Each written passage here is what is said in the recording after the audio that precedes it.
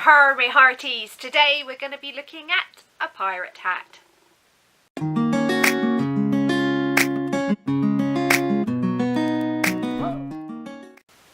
Hi everybody, welcome back to my channel Kazzalistic, and hi to my new subscribers. Thank you very much for joining me. So today we will be looking at this little pirate hat. This is a child size one. It's actually a very simple pattern. You have to excuse my sewing, it's not the best. So that's the front, that's the back, and basically it's the pattern's written out a little bit more complicated than it needs to be, but it's actually quite a simple pattern. So the pattern I've used is by Drops Design, and it's called Ahoy. It says Drops Extra 0-1073. Anyway, there it is. That's what it looks like. So that's the pattern. I'll put the link to the pattern obviously down in the description box as per usual. Now the materials that the pattern calls for are Drops Eskimo from Garn Studio in black, red and off-white. Me being me, I've just used what's in my stash. So the yarns that I've used for the black, which obviously is the main predominant bit in the hat, I've actually used Mariner double knit. Those who've been with me for a while will obviously recognise this. If you're new to the channel, this is basically works out 1 UK pound per 100 gram ball. There we go. And the shade is C-045 black. The codes have changed. This is one of my older balls I've had for a while. But obviously black is black. I've also got this one. I've lost the label. I don't know where it is, but I know that it's Mariner double knit in the colour cream. And also Mariner double knit. I haven't used this whole ball, don't worry. In the shade C-032 red. Again, this is one of the older codes. But red is red. It's basically a poppy red. Comes up a bit more orange on screen for some reason. So I haven't used much of this. I've probably used about a third of the ball, so it's not a huge project. I did the size 5 to 6, but I did downsize my hook, so it's probably nearer a 3 to 4, I'd say. The reason I downsized my hook was purely because Mariner double knit is a very thin double knit. It's not as thick as some of the others can be, and if I'd used the size hook that the pattern called for, which I think was a 6mm, let me just check, yep, 6mm, I would have just ended up with a really hollow project. So I downsized it to I think it was 5.5, yeah, 5.5mm crochet hook. So I just downsized it very slightly, so it is still quite holy. You can see it's still a little, but it's just made it a slightly more solid thing. I would say you're probably better off doing this in a cotton yarn just to give it a bit more rigidity. But I've done this in just normal acrylic because this is going to be going off to charity, to Woolly Hugs. No great surprise for those of you who've been with me for a while. If you're new to the channel, I will link the Facebook group and the website down in the description box, but it's a UK charity. So this will be going off to the refugee project for a child who is a refugee that needs a nice warm hat, but I thought that would be kind of fun. Thinking more probably boys, but hey, there are girls that like to be pirates as well, so a little boy or a girl who wants to perhaps be a pirate.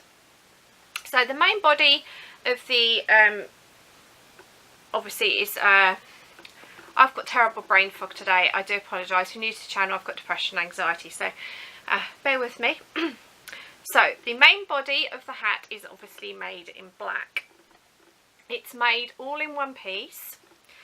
So basically you start with a chain 4 and you slip stitch to join the rings. If you don't like magic ring, this is a good one for you. The main part of the hat, sort of down to here, is basically a normal beanie. This pattern works in half double crochets, that's US terms, or half trebles if you're in the UK, and it is basically just a beanie. Now there are slight variations as to what size you do. Some of them have got extra increases and stuff in the pattern, so you do need to refer to the pattern, because obviously I've only done one size and I've not done all of them.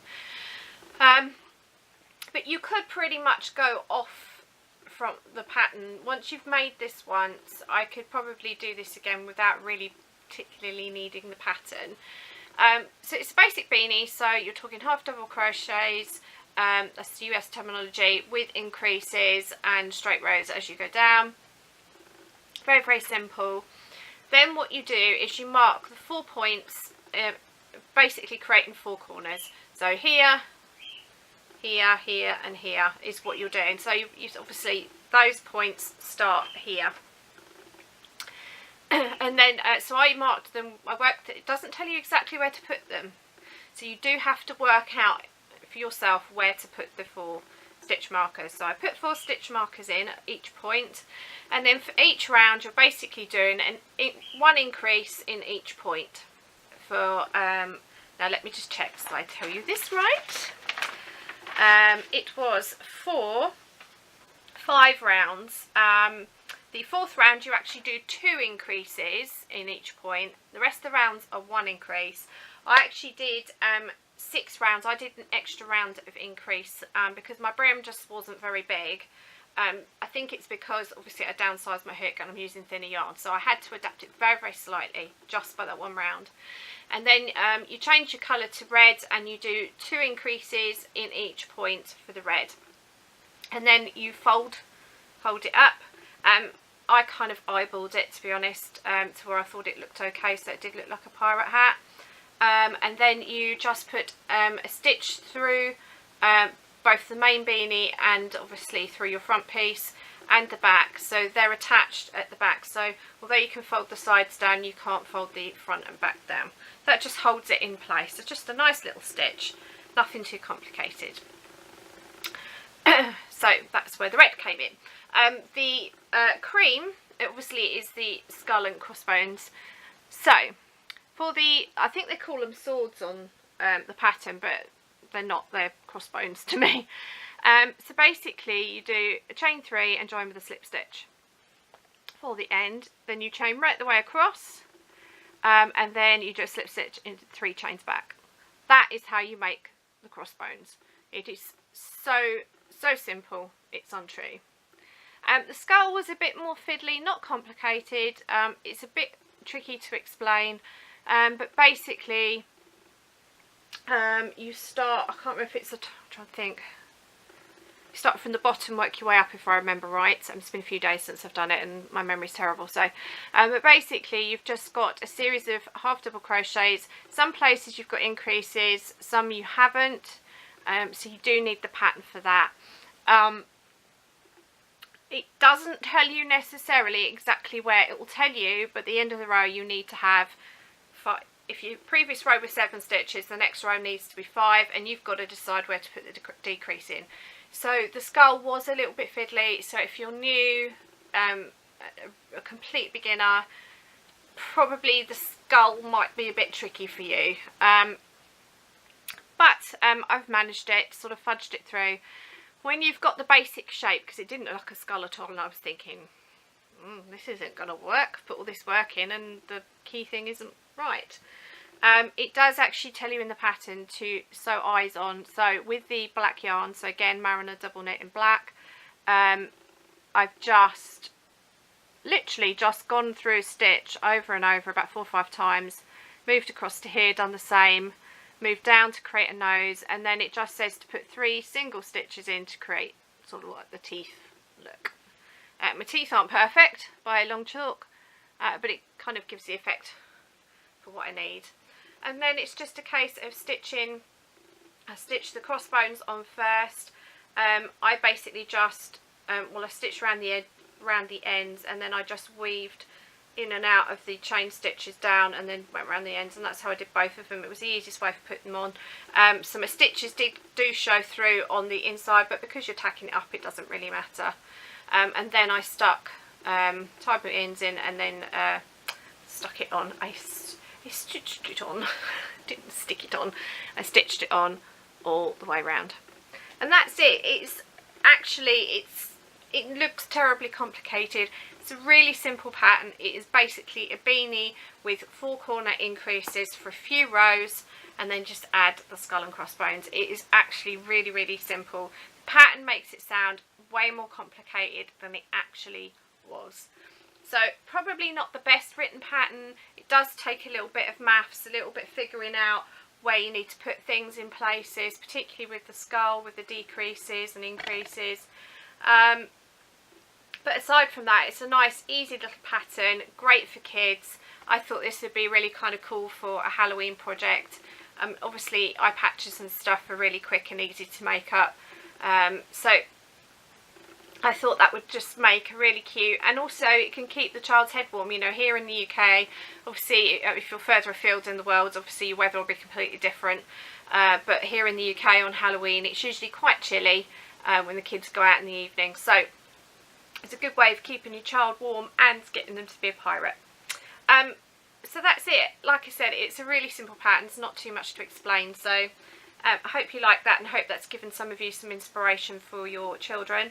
The pattern only goes up to 9 or 10 years old, but you could of course improvise this pattern, just make an adult size beanie, and then just do the 4-point increases exactly the same way, and you've already got the pattern for the skull and crossbones on the obviously the written pattern. So you could actually upsize this quite easily to an adult size. Wouldn't be difficult. Just make a bog standard beanie and then add increases in 4 corners. So there you go. So this will be going off to Woolly Hugs, like I said, to the refugee project for a child. Hopefully they'll have some fun with that. So that's it for the craft bit. Life update, really there is nothing to tell you. I haven't been anywhere, I haven't really done anything apart from housework and usual sort of boring stuff. Still not 100% well. Thank you to everyone that has sent me well wishes. Unfortunately it's a health problem that's not going to go away overnight, and I'm sort of waiting to see what treatment I'm going to get, if any. So at the moment it's just business as usual, struggle on, you know, be a woman like we do. So yeah, so just want to say thank you to everyone for your get well wishes. I really do appreciate it. It means an absolutely enormous amount to me. So thank you.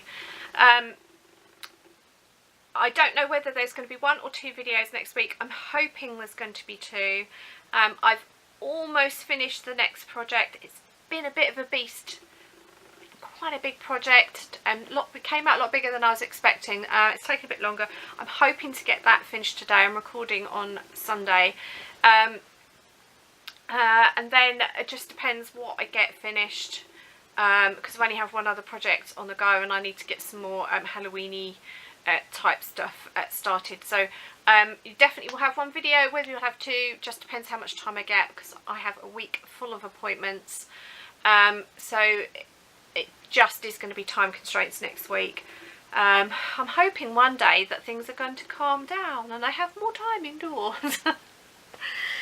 So yeah, so you'll definitely get a video on Tuesday or Tuesday, Wednesday, depending on when I can get it uploaded. And I'm hoping to get 1 done by the weekend, just depending on how much time I have in the interim.